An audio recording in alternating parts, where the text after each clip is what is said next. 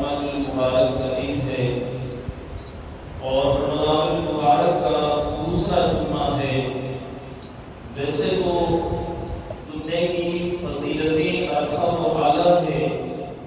دیگر دنوں سے جداگانہ ہے، اور فرمایا گیا سید الایام کہا گیا کہ یہ تمام دنوں کا سردار ہے، اور جمعہ مومنوں کے لیے عید کا دن ہے، اور جس دن سورج طلوع ہوا وہ جمعہ کا دن ہے، اور جس دن سورج غروب ہوگا وہ بھی جمعہ کا دن ہے۔ سورج طلوع ہونے سے مراد وہ جس سے دن کی ابتدا ہوئی، یعنی اس دنیا کو وجود بخشا ہے، اور سورج غروب ہونے سے مراد وہ قیامت کا دن آئے گا وہ بھی جمعہ کا ہے۔ تو اس لحاظ سے اس دن کو بڑی فضیلت اور برتری حاصل ہے، لیکن دیگر جمعوں سے ان جمعوں کو فضیلت اس اعتبار سے حاصل ہے کہ یہ رمضان المبارک کا جمعہ ہے، کیونکہ حضور علیہ السلام کے دن مبارکہ سے بھی اس کی وضاحت ملتی ہے کہ دیگر ایام کے اندر رمضان المبارک کے اندر اللہ رب العزت بوقت افطار جتنے گنہگار بندوں کو اللہ رب العزت معاف فرما دیتا ہے، ان تمام تعداد کو جمع کر کے اللہ پاک اس سے دگنا ذمہ واری معاف فرما دیتا ہے، یعنی فرمایا کہ جن پر جہنم واجب ہو جاتا ہے۔ ایسے ایک اور حدیث پاک ہے کہ رویا عن بعض السلفی انه قال من باع واشترى في يوم الجمعة بعد الصلاة بارك الله له 70 مرة۔ اللہ کے نبی صلی اللہ علیہ وسلم نے فرمایا جو شخص جمعے والے دن خرید و فروخت کے معاملات کو ترک کر دیتا ہے، وہ اس لیے ترک کرتا ہے کہ آج جمعہ ہے، بابرکت دن ہے، تمام دنوں کا سردار ہے، اور مومنوں کے لیے بھی یہ دن قابل احترام دن ہے، تو اللہ رب العزت نے اس دن تمام مومنوں کو جو ہے ایک پلیٹ فارم کے اندر جمع ہونے کا موقع عطا کیا ہے، بھلے غریب ہو امیر ہو، لیکن ایک یہ سمجھ لیجیے کہ علاقائی سطح کے اندر تمام لوگ ایک ہی صف میں کھڑے ہو جاتے ہیں۔ تو اس بنا پر بندہ اپنا کام کاج ترک کر دیتا ہے کہ اللہ کا حکم ہے، اللہ کا حکم ہے۔ دیکھیں دیگر نمازوں کے لیے تو اللہ رب العزت نے فرمایا وَاسْتَعِینُوا، نماز ادا کرو، لیکن یہ نہیں فرمایا فجر ادا کرو، ظہر ادا کرو، عصر ادا کرو، مغرب ادا کرو، عشاء ادا کرو، نہیں، کسی نماز کی تخصیص کرتے ہوئے نہیں کرتا ہے، لیکن قربان جائیں نماز جمعہ کی یہ فضیلت ہے، اس کے لیے تخصیص کرتے ہوئے فرمایا فَاسْعَوْا إِلَىٰ ذِكْرِ اللَّهِ إِذَا نُودِیَ إِلَى الصَّلَاةِ، جب یوم الجمعہ جب جمعے کے دن اذان دی جائے اور نماز جمعہ کے لیے بلایا جائے، اللہ نے فرمایا فَاسْعَوْا إِلَىٰ ذِكْرِ اللَّهِ، اللہ کی جانب دوڑے چلے جاؤ، فَاسْعَوْا إِلَىٰ ذِكْرِ اللَّهِ، اللہ کی جانب دوڑو، وَذَرُوا الْبَيْعَ، خرید و فروخت کو چھوڑو۔ یہ اللہ نے تخصیص کرتے ہوئے حکم جاری فرمایا ہے، تو بندہ اللہ کا حکم سمجھتے ہوئے سارے کاروباری معاملات کو ترک کر دیتا ہے، موقوف کر دیتا ہے، اور نماز جمعہ کی ادائیگی کے لیے مسجد میں حاضر ہو جاتا ہے۔ تو اللہ کے نبی کا فرمان سنیے، اللہ کے نبی فرماتے ہیں جس نے اس نیت سے اپنے خرید و فروخت کے کام کو چھوڑ دیا،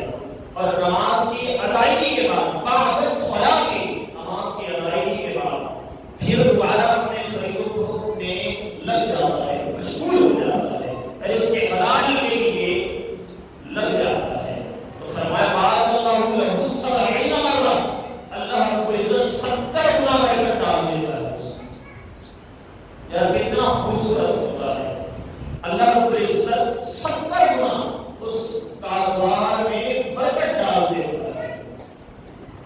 اللہ 70 گنا برکت ڈال دیتا ہے. بندہ صرف آدھا گھنٹہ اللہ کے لیے وقف کر کے جو دیکھے تو صحیح، یہ اللہ پاک کا وعدہ ہے، اللہ اس کے اس میں 70 گنا برکتیں ڈال دیتا ہے. یقیناً یہ اہل ایمان کے لیے ایک بہت بڑا بینیفٹ ہے کہ اگر اس کو سوچیں اور اس پر عمل کرنے کا مزاج اپنے اندر دیتا ہے. یقیناً رشتے والی ذات اللہ کی وہ راسخ ہے. بندہ اس سے امید رکھے تو وہ اس قدر دیتا ہے جس میں نقصان کا شیوا نہیں ہوتا ہے. اور بندہ اگر اپنا رزق سے امید رکھتا ہے تو اس میں نقصان کا شیوا نہیں ہوتا ہے اور نہ ملنے کے رجحانات بھی اس میں ہوتے ہیں. تو بہتر سودا وہی ہے جو للہیت کے لیے کیا جائے. دیکھیں حضرت عمر کے دور خلافت کے اندر 13 سال ہوئے مدینے کے اندر لوگ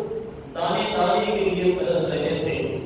اور جناب حالت کی کیفیت یہ تھی کہ بیت المال کے اندر جتنا لگا تھا جو کچھ تھا سب لوگوں میں تقسیم کر دیا. لیکن اب مزید حاجت و ضرورت تھی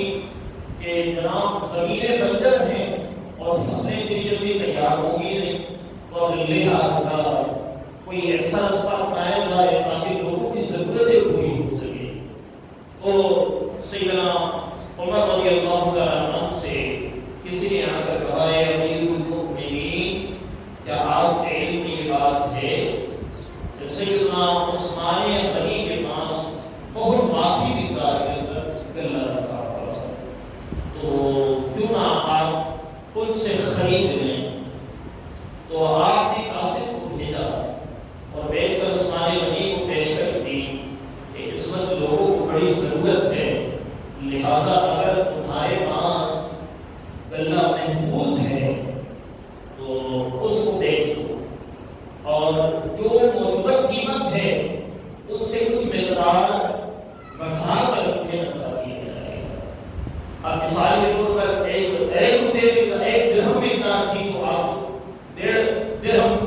مقدار میں بڑھا کر لیا جائے گا. جب قاصد پہنچا، قاصد نے پیشکش کی تو آپ نے اسے رد کر دیا. آپ نے اسے رد کر دیا اور اس کے بعد آپ نے کہا مجھے یہ گھاٹے کا سودا نہیں کرنا، اب تو ضرورت لوگوں کی بڑھ گئی ہے تو یقیناً میں نے محفوظ کیا ہوا ہے، اب بہت ضرورت ہے، مجھے تو اس سے اس کا منافع دوگنا چنا چاہیے. تو جناب ہوا یہ کہ آپ قاصد واپس جا کر المؤمنین سے کہتے ہیں کہ میرے ایسے معاملات ہیں. آپ نے فرمایا کہ کیسے ہو سکتا ہے؟ یہ وہ شخص ہے جس کے سخاوت کا ڈنکا بجتا ہے کہ مومنوں کو، مسلمانوں کو اگر پانی کی ضرورت ہو تو جناب وہ کنواں خرید کے وقف کر دیں، اپنا سارا مال دولت اللہ کے نام میں خرچ کرنے والے ایسی شخصیت اور وہ نفع کا مطالبہ کرے. یہ بات کو سمجھ نہیں آئی. کہا میں خود جاتا ہوں. آپ نکلے، نکلنے کے بعد جو ہے آپ نے دیکھا لوگ جو ہے جناب غلہ خرید غلہ اپنے کاندھوں میں رکھ کے نکل رہے ہیں. تو آپ کو تعجب ہوا کہ یہ بھائی کہاں سے لے کر نکل رہے ہیں. اور آخر بات ہوا یہ کہ آپ جو ہے حضرت عثمان غنی رضی اللہ تعالیٰ آپ نے فرمایا کہ عثمان غنی تمہیں معلوم ہے کہ اس وقت مسلمانوں کی کیا حالت ہے اور تم نفع کی پیشکش کرتے ہو. کہا نفع کی پیشکش ہے تو کتنا نفع چاہیے؟ آپ نے فرمایا مجھے 10 گنا چاہیے. کہا تمہیں اتنا نفع کون دے سکتا ہے؟ کہا میرا سودا ہو گیا، میرا سودا ہو گیا ہے. آپ نے پوچھا کس سے ہوا ہے؟ وہ ہے کون جس نے تمہارے ساتھ جس طرح کا سودا ہے، گھاٹے کا سودا ہے؟ تو کہا وہ میرا رب ہے، اس کا فرمان ہے من جاء بالحسنۃ فلہ اجر امثالها عشر امثالها، فرمایا جو میرے راہ میں ایک خرچ کرتا ہے میں اسے 10 ادا کرتا ہوں۔ کہا میرے اپنے رب سے سودا کر لیا، کہا یہ لوگ اللہ لے کر جا رہے ہیں نا، یہ میں ہی انہیں عطا کرتا ہوں۔ یعنی جب بندہ رب سے سودا کر کے تو دیکھے کہ رب اسے کتنا عطا کرتا ہے، کتنی مقدار میں عطا کرتا ہے۔ لیکن مزاج ہمارا یہ ہونا چاہیے، ایمان کے اندر اتنی پختگی ہونی چاہیے، دیر سویر کو جو ہے یہ تو ایک مزاج ہے نا جناب، ہر چیز میں دیر سویر کے معاملات ہوتے رہتے ہیں، لیکن جذباتیت کا جو معاملہ ہوتا ہے نا وہی کہیں پر قابل قبول نہیں ہے۔ اور جب ہم رب سے سودا کریں نا تو پھر ہمارا مزاج بڑا پختہ ہونا چاہیے، ایمان کے اندر بڑی ہماری جو ہے نا پختگی ہونی چاہیے کہ جب ہم نے رب سے سودا کیا ہے اور رب کا فرمان ہے قرآن کریم کے اندر، اور اللہ فرماتا ہے لا تبدیل لکلمات اللہ، اللہ پاک نے کلام مقدسہ کے اندر فرمایا اللہ کے احکامات بدلتے نہیں ہیں، جو اس نے کہہ دیا وہ ہوتا ہے۔ اذا اراد شیئا ان یقول له کن فیکون، جب وہ کہتا ہے وہ چیز ہوتی ہے۔ تو پھر رب تعالی سے مایوسی نہیں ہوتی چاہیے، بلکہ جب اس سے سودا کیا ہے نا پھر نفع کا انتظار کرے، یہ نفع بلکہ فرمایا حیث لا یحتسب، اللہ تمہیں وہاں سے عطا کرے گا جہاں سے تمہارا گمان نہیں ہوگا۔ اگر بھائی دنیا والوں سے سودا کرتے ہیں تو ہمارا گمان وہی ہوتا ہے کہ جناب اس سے سودا کیا نا یہاں سے نفع ملتا، اس سے سودا کیا یہاں سے نفع ملتا، یہ تجارت کی ایک فائدہ یہاں سے ہونا۔ لیکن اللہ فرماتے ہیں دنیاوی ضابطے ہیں اور آخرت کے ضابطے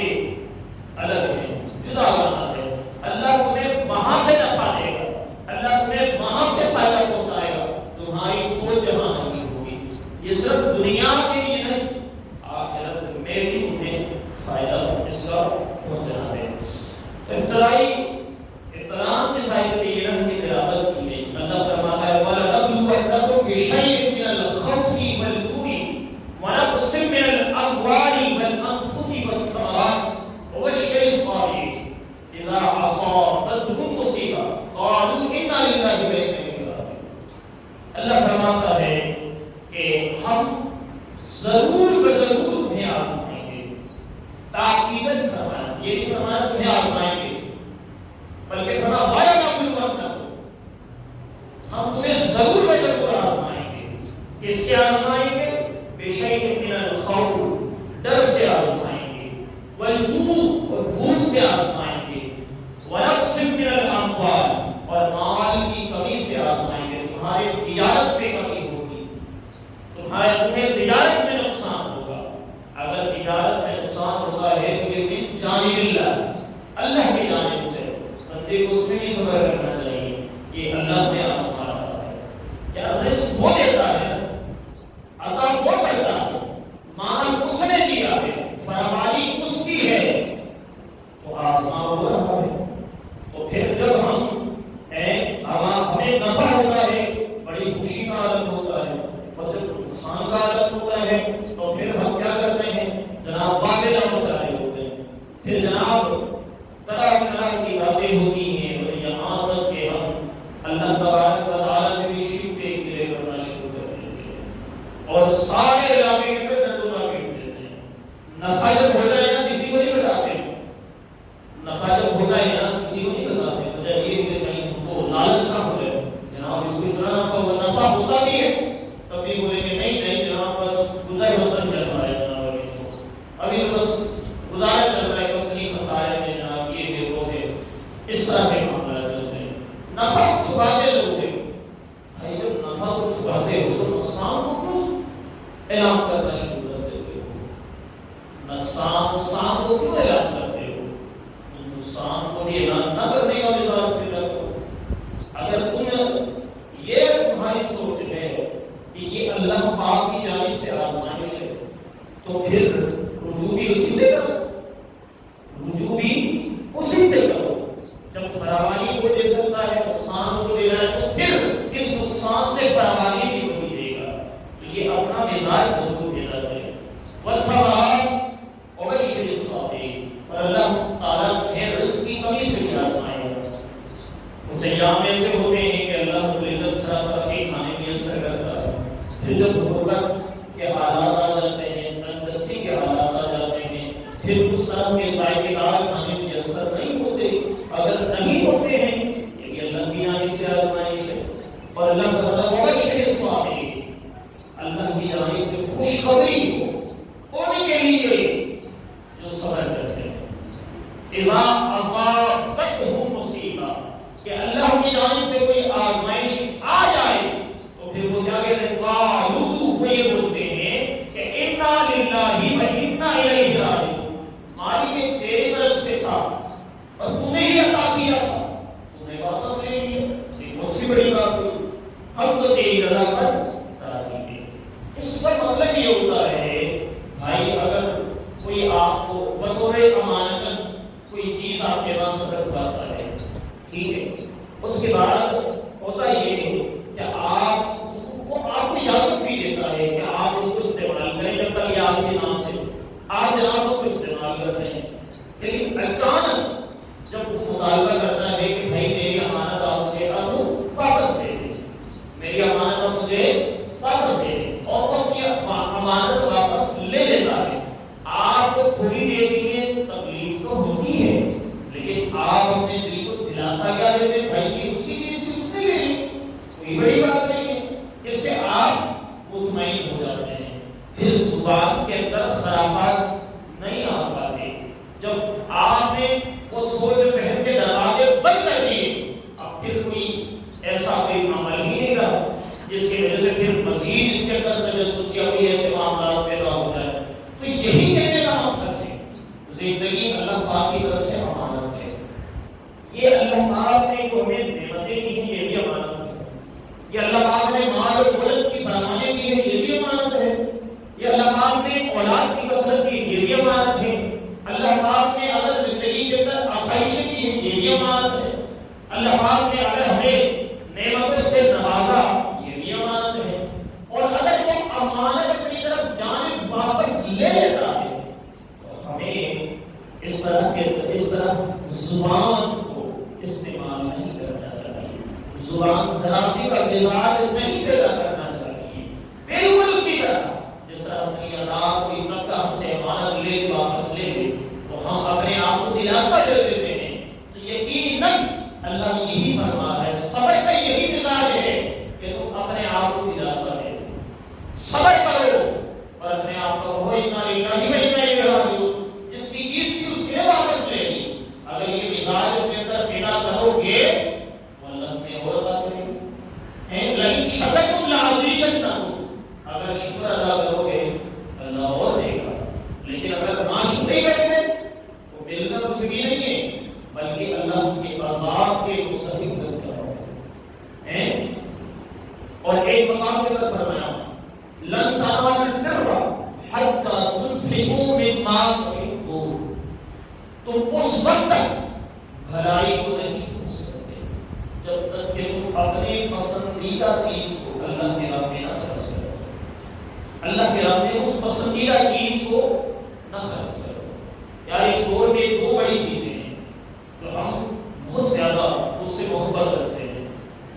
ایک تو جان ہے، اپنے جان کو بچانے کے لیے بہت کچھ کر بیٹھتے ہیں، اپنی پوری جائیداد نشاور کرنا ہو تو نشاور بھی کر دیتے ہیں، اپنا سب کچھ لٹانے کے لیے بھی تیار ہو جاتے ہیں۔ ایسا ہی ہوتا ہے، پہلے تو اس کو سنوارنے کے لیے سب کچھ لگا دیتے ہیں،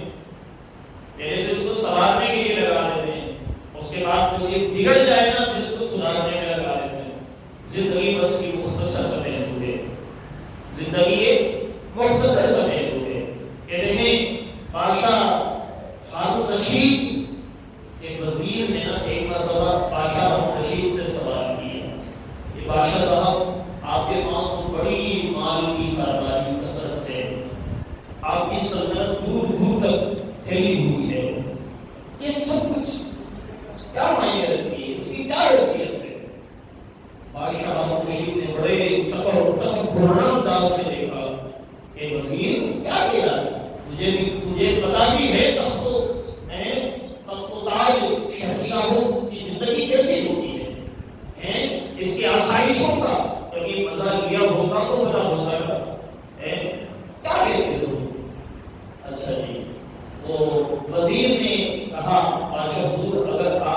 اجازت دیں میں آپ سے ایک ایکسپیریمنٹ کرنا چاہتا ہوں، تجربہ کرنا چاہتا ہوں آپ کے اس پورے سلطنت، مال، دولت، حکمرانی سب چیز کی کیا حیثیت ہے۔ اچھا جی ٹھیک ہے۔ اچھا بادشاہ صاحب نے کہا کہ درباری کو بلاؤ۔ وزیر نے کہا ایک گلاس پانی لایا جائے۔ درباری کو حکم دیا کہ جناب ایک گلاس پانی لے لو۔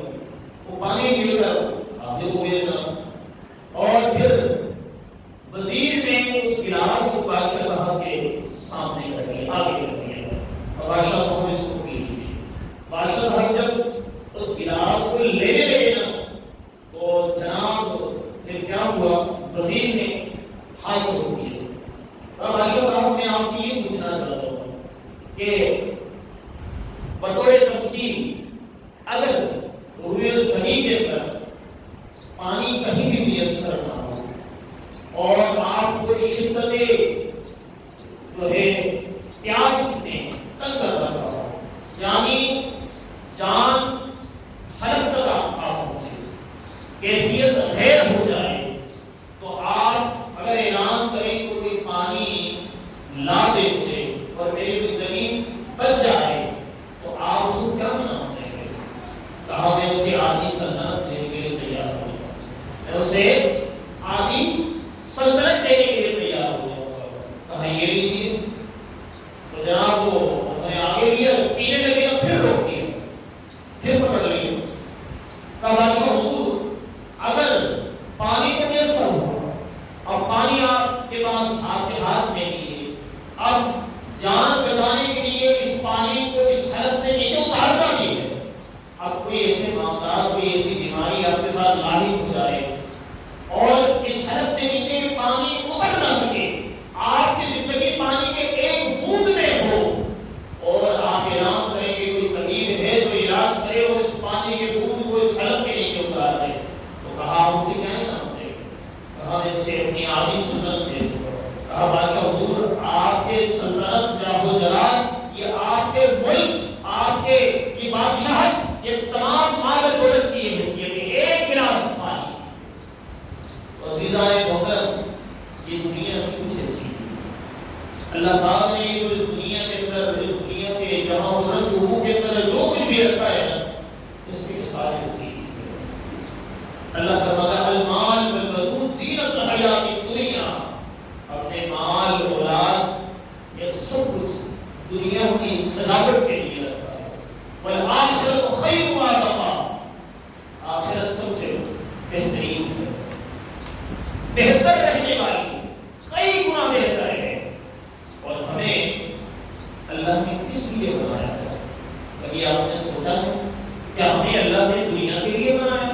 نہیں جناب، ہمیں دنیا کے لیے، ہمیں آخرت کے لیے پیدا کیا ہے، آخرت کے لیے ہمیں پیدا کی ہے۔ دنیا کے لیے تو ہمارے علاوہ جو ہے ان کی تخلیق کی ہے، ہمارے علاوہ جو ہے ان کی تخلیق کی ہے۔ امام غزالی علیہ الرحمہ نے بڑی خوبصورت بات کی، کاشف القلوب کے اندر آپ فرماتے ہیں کہ اللہ رب العزت نے تین طرح کے وہ رکھے ہیں کہ ایک تو عقل اور ایک خواہش، دو طرح کی چیزیں، اور پھر ایک عقل اور خواہش دونوں ہے، ایک طرف عقل، ایک طرف خواہش، ایک طرف عقل اور خواہش یعنی شہوت، تینوں چیزیں ہیں، دونوں چیزیں ہیں، ایک طرف الگ الگ رکھا، ایک طرف مکمل رکھا۔ اب جہاں پر صرف عقل رکھا گیا وہ فرشتے ہیں، جس میں صرف عقل رکھا گیا وہ فرشتے ہیں، جن کے اندر صرف شہوت رکھا گیا وہ حیوانات ہیں، اور جن کے اندر عقل اور شہوت دونوں وضعیت کر کے رکھ دیا گیا وہ انسان ہے۔ کہا انسان اگر اپنے عقل پر شہوت کو غالب کر دیتا ہے تو وہ جانوروں سے بھی بدتر ہو جاتا ہے،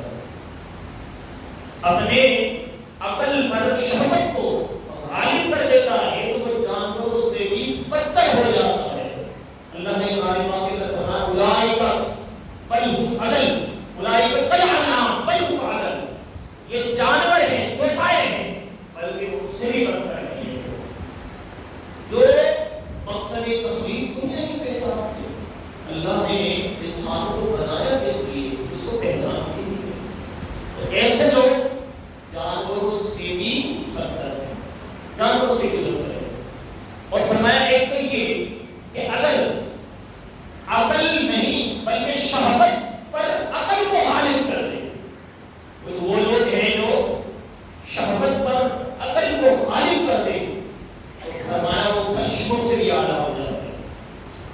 فرشتوں سے بھی اعلیٰ و عرفہ ہو جاتے ہیں، تو ہمارا مزاج کس طرح کا ہو جاتا ہے؟ یہ پھر خود سے سوال ہے۔ تو اللہ فرماتا ہے کہ لن تنالوا البر، یہاں پر بھی تاکید کے لیے لن، ہرگز تم بھلائی کو نہیں پہنچ سکتے۔ اب دیر مراد بھلائی سے مراد فرمایا معرفت خدا بندی، اللہ کی معرفت، اللہ کی قربت، اللہ کے قریب، اللہ کا دیدار، اللہ والوں کی سنت، اللہ والوں کے قریب تم ہرگز نہیں ہو سکتے حتی تنفقوا مما تحبون، یہاں تک کہ تم اس چیز کو اللہ کی راہ میں خرچ نہ کرو جسے تم اپنے آپ سے زیادہ محبوب جانتے ہو۔ اول تو ہم اپنے جانوں کو خود سے زیادہ محبوب جانتے ہیں کہ کچھ بھی ہو جائے اپنے آپ کو کبھی تکلیف میں مبتلا نہیں ہونے دیں، اور جنہوں نے اپنے جانوں کا سودا کیا وہ دنیا میں سرخرو ہو گئے، آخرت میں بھی کامیاب ہو گئے۔ قربان جائیں، ابھی حالیہ جو آسادی معاملات ہوئے وہاں ایک نوجوان جو گجرانوالہ سے آیا، تو قربان جائیں کہ وہ بوقت مثال یعنی زخموں سے چور چور ہے، زخموں سے چور ہے، گولیاں لگی ہوئی ہیں، اور وقت نزا قریب ہے، اور اس کے ساتھیوں نے اسے پانی پلانے کی کوشش کی، تو اس نے آخری جو جملہ ادا کیا نا، یقین مانو انسان کے رونگٹے کھڑے ہو جائے، اس نے آخری جملہ کہا مجھے پانی نہیں پلاؤ، میں روزے سے ہوں، اور میں حضور کے دربار میں جب حاضر ہوں میں نے بتاؤں گا یا رسول اللہ میں جام شہادت اس حال میں حاصل، اس حال میں دنیا سے اٹھایا گیا ہوں یا رسول اللہ میرے دل کی حالت ہے۔ یعنی ایمان کی مستقی دیکھیں اور شہادت کا جام پینے کا شوق دیکھیں، ذوق دیکھیں کہ موت کو گلے لگانا تو گوارا ہے، سب کچھ لٹانا تو گوارا ہے، لیکن اس دنیا کے ایک بوند کو پینا گوارا نہ ہو۔ اس نے کہا جو اعزاز لے کر جا رہا ہوں میں، اس اعزاز کو چھوڑ کے نہیں جانا،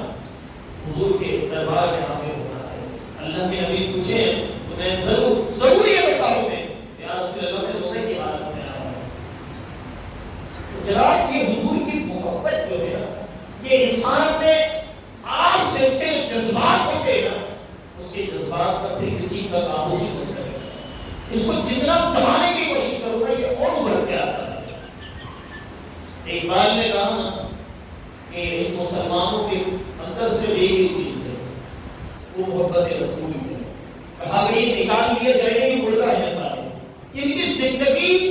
سلامت ہی اسی چیز سے ہے، ایک کے اندر عشق رسول ہے، اور اس سے بڑھ کر بات کی، کہا کہ یہ دنیا قائم ہے نا یہ بھی عشق رسول کے بلبوتے پر، یہ دنیا اگر قائم ہے تو عشق رسول کے بلبوتے پر۔ اللہ رب العزت نے کلام مقدسہ کے اندر فرمایا ماں اللہ رب العزت کو حیا آتی ہے ان یعذب فی وانت فیہ، اللہ کو حیا آتی ہے کہ اللہ اس قوم کو عذاب میں مبتلا کرے بوجہ یہ کہ وہ آپ کو موجود ہے، اس قوم میں آپ جو موجود ہے، اللہ کو حیا آتی ہے کہ اس قوم کو عذاب میں مبتلا ہے۔ یاد رکھیے یہ رشتہ اس وقت تک قائم ہے جب تک ہم اپنے دلوں کے اندر عشق مصطفیٰ سے روشن ہیں، جہاں سے ہم نے عشق مصطفیٰ کو دبا دیا، عشق مصطفیٰ کے روشن چراغ کو بجھا دیا، اس دن سے یہ رشتہ ختم ہو گیا، کیونکہ سیدنا عمر فاروق نے یہی فرمایا تھا، کہا یا تو محمد کا نام لینا چھوڑ دے یا تو محمد کا کردار اپنا لے، نام تو محمد رکھے ہیں اور کردار اغیار جیسے اغیار غیروں کے اپنائیں، اور نام اپنا محمد حضور سے نسبت رکھیں اور نسبت کی لاج نہ رکھیں، تو ایسی نسبتوں کو کوئی فائدہ نہیں، ایسی نسبتوں کی کوئی حیثیت نہیں ہے۔ نسبت وہی قابل قبول ہے، اسی نسبت کے سبب نجات مل سکتی ہے، وہ نسبت مصطفیٰ کام دے گی جو دنیا میں اس انداز سے جائے کہ روح میری تیرا ہمیں خاکی سے نکلی کہ روزے سے صدا آئی اور میرا فقیر آیا، اللہ کے نبی بھی استقبال کریں جناب واقعی میں میرا دیوانہ آیا ہے اور دیوانگی کے لیے دعویٰ کو حل نہیں کرتا ہے لیکن اس کی صداقت پہ کوئی نہیں اترتے اور اترتے بھی وہی ہیں جن کی محبت میں صداقت ہوتی ہے اور صداقت اگر کوئی پرکھنا چاہے سیکھنا چاہے صدیق اکبر سے سیکھے صدیق اکبر نے ہر لمحہ ہر آن ہر سانس حضور کی عزت بنائی ہے بھلے وہ مدینے میں ہو بھلے وہ مکے میں ہو بھلے سفر میں ہو حضر میں ہو کوہ طور میں ہو صفا مروہ میں ہو یا غار حرا میں ہر آن ہر لمحہ حضور کی جناب عزت بلکہ اس سے بھی آگے جائیں تو علامہ رومی علیہ السلام نے بڑی خوبصورت بات علامہ رومی علیہ السلام نے فرمایا کہ حضور سے محبت کا حق یہ ہے کہ بندہ اپنی گردن اتارے حضور کے سامنے پیش کرے در مصطفیٰ میں پیش کرے ہاں یہ ہے غلامی اسی وجہ شاعر نے بہت پہلے کہہ دیا تھا ہر کوئی فدا ہے دل دیکھے ارے دیدار کا عالم کیا یہ تو حضور سے محبت کا عالم حضور کو دیکھا ہی نہیں انہوں نے اور اگر دیکھ لیتے تو کیا تو حسن یوسف نے کٹی مصر میں انگشت زنا اور سر کٹاتے ہیں تیرے نام پہ مردانے وہاں تو سر انگلیاں کاٹی ہیں لیکن حضور کی محبت کے اندر جو ہے صحابہ کرام نے اپنے حسین ناموں کا نذرانہ پیش کر دیا لیکن ایک حرف شکایت کی زبان پر نہیں آنے یہ اسی کہتے ہیں محبت کی داستان کو انہوں نے رقم کی وہ جفا جو عشق میں ہوئی ہے وہ جفا کی نہیں اور محبت میں اگر صفت نہ ہو تو صفت کا کچھ مزہ ہی نہیں محبت کا کچھ مزہ ہی نہیں اور کسی نے بڑی خوبصورت بات کی کہ سچائی چھپ نہیں سکتی بناوٹ کے اصولوں سے اور خوشبو آ نہیں سکتی کاغذ کے پھولوں سے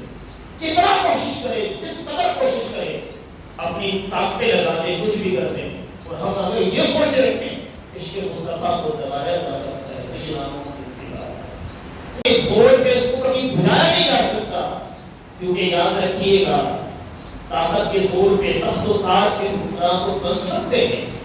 دلوں کی حکمرانی کوئی نہیں حاصل کر سکتا تو دلوں کی حکمرانی صرف وہی حاصل کر سکتا ہے جنہوں نے اپنا سب کچھ براہ خدا میں قربان کر دیا جنہوں نے اپنی عزتیں آبرو تن من دن اپنا گھر سب کچھ راہ خدا میں لٹا دیا اور وہ جناب سیدنا امام حسین رضی اللہ تعالیٰ عنہ کی ذات وہ کردار کا نام ہے ایک کردار کا نام ہے سیدنا امام حسین کی ذات ہے تو یہ نہ سوچے صرف آل رسول ہیں نواز رسول ہیں نہیں وہ کردار کا نام ہے جو ظلم کے سامنے ڈٹے رہے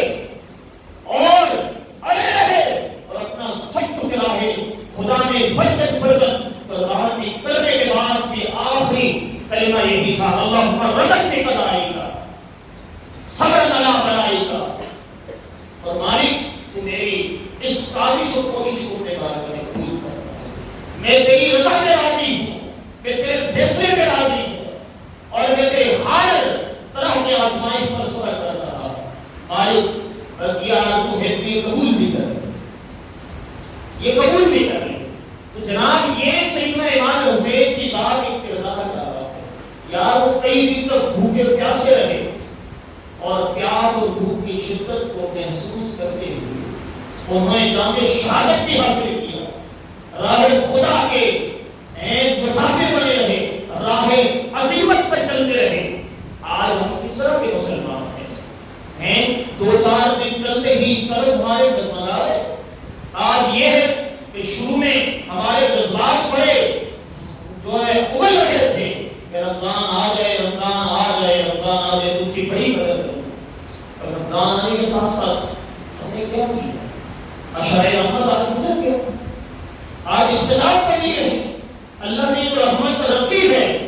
اس رحمت کو اگر کوئی برتنا چاہے نا تو کوئی پیمانہ نہیں بس مختصر علماء فقہا نے یہ بات کی ہے کہ رحمت یہ ہے کہ اللہ رب العزت معاف کروانا چاہے نا ایک نیکی پہ معاف کروانا یار بنی اسرائیل میں ایک شخص تھا کی اور سب کچھ کیا، ایک لمحہ کے لیے بھی غفلت نہیں برتی۔ حال یہ ہوا کہ جب اس کے نامہ اعمال کو جب تولا گیا، اس کے بعد اس نے اللہ پاک سے عرض کی، مالک میں نے 99 سال عبادت کی ہے، تو کیا صرف اس کا یہی اجر ہے کہ مجھے جنت مل جائے گی؟ مالک میں دیکھنا چاہتا ہوں میرے اعمال کا بدلہ کیا ہے، میرے اعمال کا بدلہ کیا ہے۔ اس کو اپنے اعمال پر امید تھی کہ اب حساب بھی نہیں ہوا اور مجھے جنت کا پروانہ دے دیا گیا، نہیں، میں دیکھنا چاہتا ہوں میں نے ایک لمحے کے لیے بھی تیری نافرمانی نہیں کی۔ اور پھر اللہ پاک نے فرشتوں کو حکم دیا، میزان قائم کرو، اس کے اعمال کو ترازو کے پلڑے میں رکھا جائے، اور اس کے بعد جو میں نے اس کو نعمتیں دی ہیں، ایک نعمت ترازو کے دوسرے پلڑے میں رکھ دیا جائے۔ اس کے بعد اللہ پاک کے حکم کے مطابق ترازو کے ایک پلڑے کے اندر ایک نعمت آنکھ رکھ دی گئی، آنکھ نکال کر رکھ دیا گیا۔ ترازو کے دوسرے پلڑے کے اندر 99 سال کی عبادت تھی بھائی، ایک لمحے کے لیے بھی غفلت نہیں برتی اس نے، بیابان کے اندر اللہ کی عبادت میں مشغول ہوگا۔ حال یہ ہوا کہ ترازو کا پلڑا جو نیکیوں کا ہے وہ جناب اوپر چلا گیا،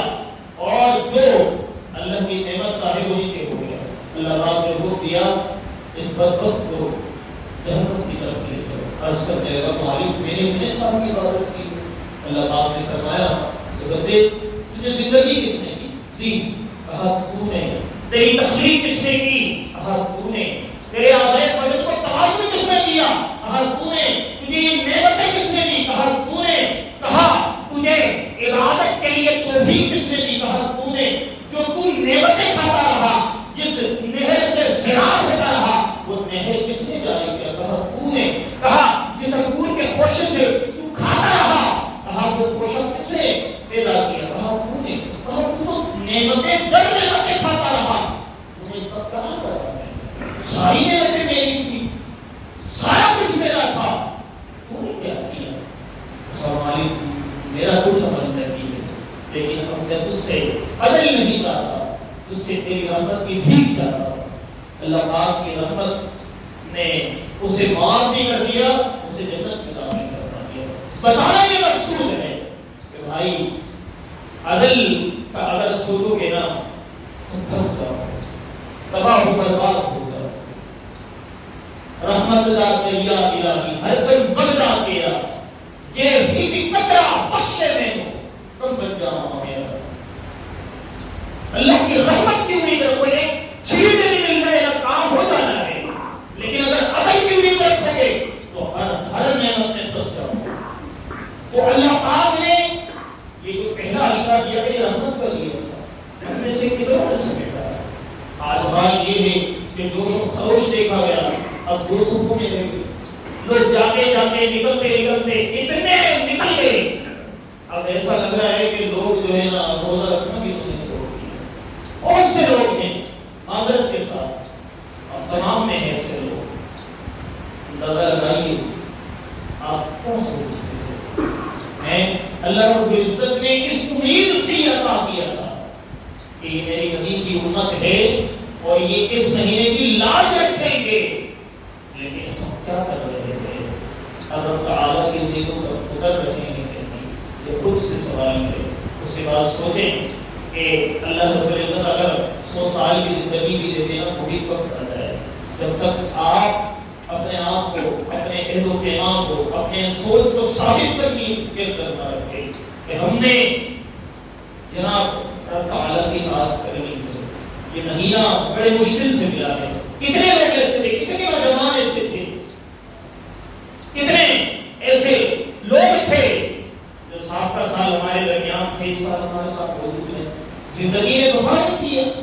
انہیں یہ سعادت نہیں ملی، اور ہمیں سعادت ملنے کے بعد بھی ہم بدبخت ہوئے، بدبختوں میں اپنا شمار کر رہے ہیں۔ حضور علیہ السلام کا فرمان یاد رکھیے گا،